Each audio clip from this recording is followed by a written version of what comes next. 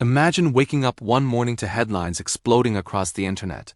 Apple has officially released its own Linux-based operating system. Not a rumor, not a developer experiment, but a fully realized, polished platform built on the backbone of Linux, infused with Apple's signature design philosophy and ecosystem integration. For decades, Apple has relied on Unix-based foundations through macOS, but never fully embraced Linux itself. So what would actually happen if Apple made that leap? How would it reshape not just Apple's ecosystem, but the entire tech landscape? To understand this, you have to start with Apple's identity. Apple has always thrived on control. From hardware to software, from chips to app distribution, the company is known for its tightly integrated ecosystem. Linux, on the other hand, represents the opposite philosophy: open source, collaborative, decentralized.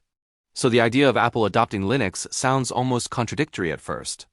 But that contradiction is exactly what makes this scenario fascinating. If Apple decided to build its own Linux-based operating system, it wouldn't simply take an existing distribution and rebrand it. Apple would likely fork the Linux kernel and heavily modify it, just as it has done with other open-source components in the past.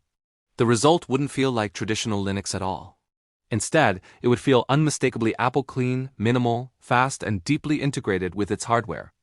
The first major change would be performance optimization. Apple designs its own silicon, and if it paired that with a custom Linux kernel tailored specifically for its chips, the efficiency could be extraordinary. Imagine a system that boots almost instantly, consumes even less power than current macOS, and delivers near-perfect thermal management. Apple already achieves impressive performance with its current systems, but a Linux-based core could allow even deeper customization at the kernel level, potentially unlocking new levels of efficiency and responsiveness.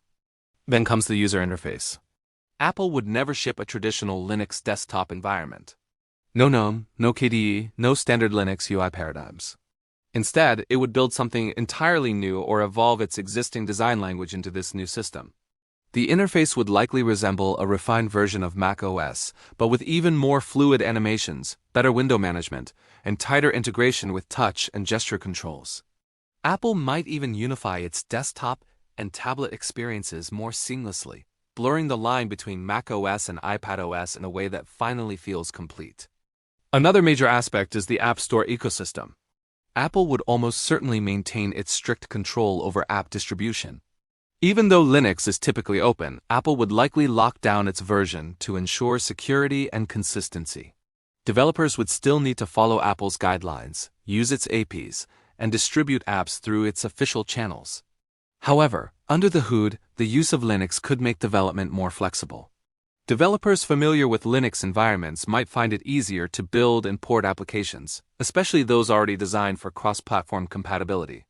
This could also lead to an interesting shift in software availability. One of the long-standing advantages of Linux is its compatibility with a wide range of open-source tools and development frameworks. If Apple embraced Linux at its core, it could theoretically support a broader range of software, including tools that are currently easier to run on Linux than on macOS. Developers, engineers, and power users might find Apple's platform suddenly more appealing, as it combines the polish of Apple with the flexibility of Linux. However, Apple wouldn't simply open the floodgates. Security would remain a top priority.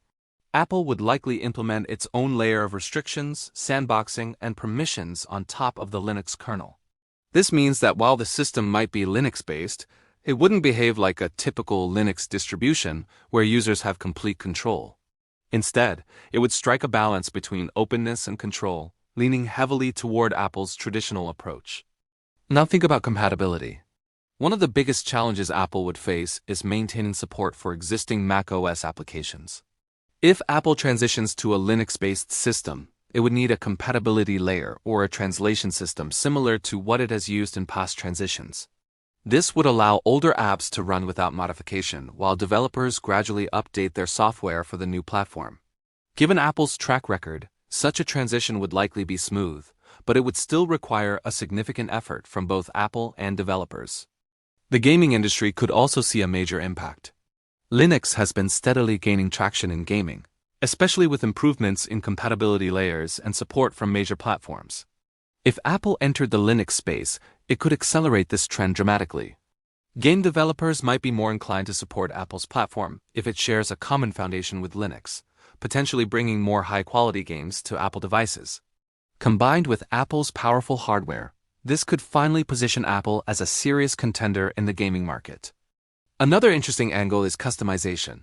Traditional Linux users value the ability to tweak and customize every aspect of their system.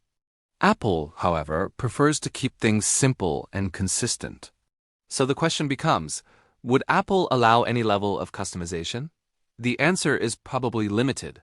Apple might offer some flexibility, such as developer modes or advanced settings, but it would likely avoid exposing too much complexity to the average user. The goal would be to keep the experience intuitive while still leveraging the power of Linux behind the scenes. From a business perspective, this move could be strategic.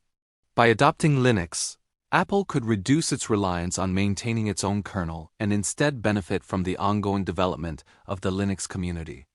At the same time, Apple would contribute its own improvements back to the ecosystem, though perhaps selectively. This could strengthen Apple's position in enterprise and server markets, where Linux already dominates. Companies that rely on Linux infrastructure might find Apple's platform more compatible with their existing systems, making it easier to integrate Apple devices into their workflows. There's also the question of developer perception.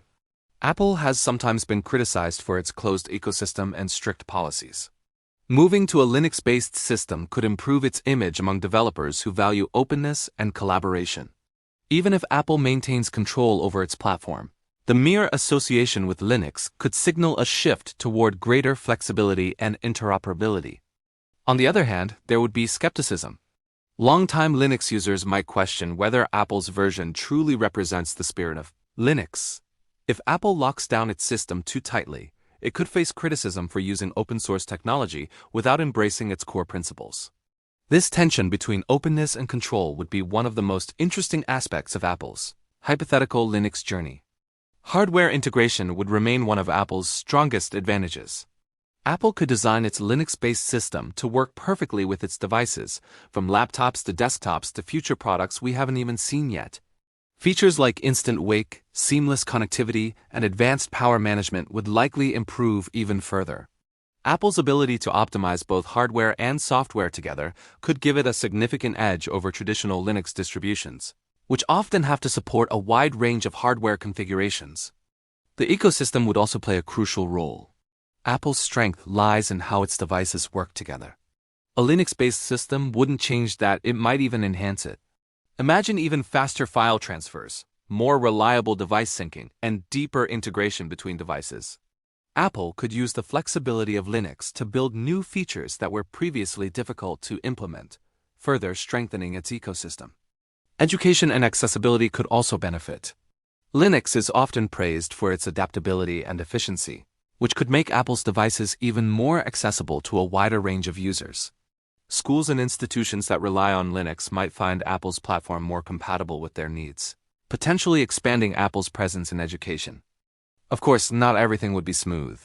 Transitioning to a Linux-based system would be a massive undertaking. Apple would need to ensure stability, compatibility, and performance across all its devices. There would likely be bugs, challenges, and growing pains along the way.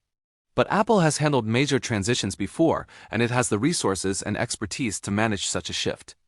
In the end, the idea of Apple creating its own Linux OS isn't just about technology, it's about philosophy. It's about blending two very different approaches into something new. If done right, it could combine the best of both worlds. The power and flexibility of Linux with the elegance and simplicity of Apple. It could redefine what a desktop operating system looks like and set a new standard for the industry. And perhaps the most interesting part is how it would influence others. Competitors would have to respond. Developers would adapt. Users would explore new possibilities. The ripple effects would extend far beyond Apple itself, shaping the future of computing in ways we can only begin to imagine. So while this scenario may seem unlikely today, it opens the door to a fascinating question. What happens when control meets openness, when design meets flexibility, and when one of the most influential companies in the world decides to rethink its foundation? The answer could change everything.